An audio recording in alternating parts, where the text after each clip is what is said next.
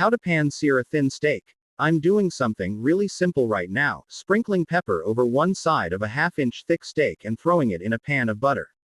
But by the time it's cooked through, I want medium rare, the outside is just a sickly gray. How can I get the steak to look good?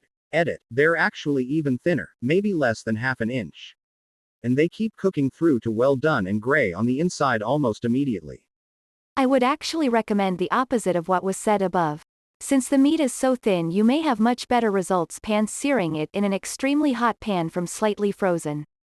This way the outermost layer will start to undergo the Maillard reaction long before the inside of the steak reaches a medium-rare temp and will give you a better chance of preventing it from overcooking. This link provides an overview of the process for a much larger piece of meat than you're using, but the searing process is what you're concerned most with since your steaks are so thin. You will likely have to play with the timing a little bit with regards to how frozen the steak needs to start out, but I figure erring on the side of too frozen is best since you can then heat them in the oven to the internal temp you're looking for.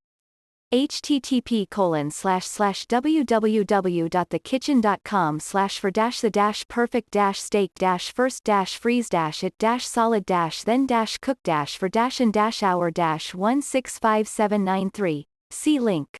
1. Let the pan be as hot as possible. Add meat just before the oil starts to smoke.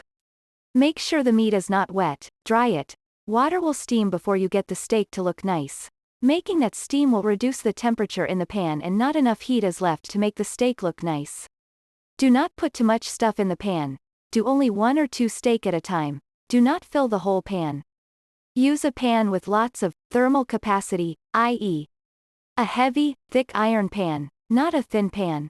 This means that you have lots of heat stored in the pan and it will not get cold so fast.